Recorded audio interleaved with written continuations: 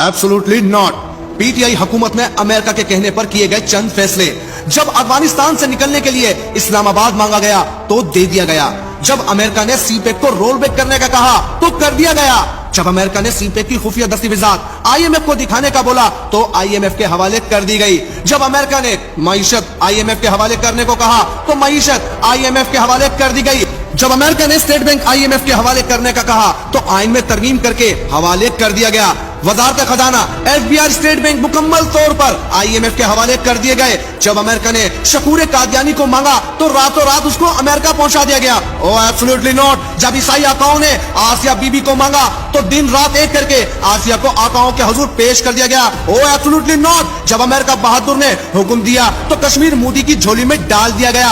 Oh absolutely not. जब America बहादुर ने कहा तो अभिनंदन 24 घंटों के अंदर अंदर बाइज्जत तरीके से इंडिया के हवाले कर दिया गया। ओह एब्सोल्युटली नॉट।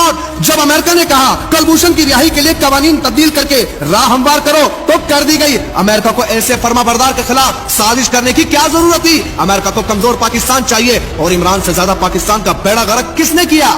अब चलते हैं दूसरे जुमले की तरफ। क्या हम गुलाम हैं? इमरान खान नियाजी ने यह जुमला अपना इक़्तिदार बचाने के लिए कौम यूथ के सामने बोला था, मगर इसकी हकीकत क्या है आइए तारीख के आईने में देखते हैं। क्या हम गुलाम हैं? मगर जब ट्रंप के सामने आफिया सिद्दीकी की बात हो तो टांगे कांपने लगती है और जबान लड़खड़ा जाती है।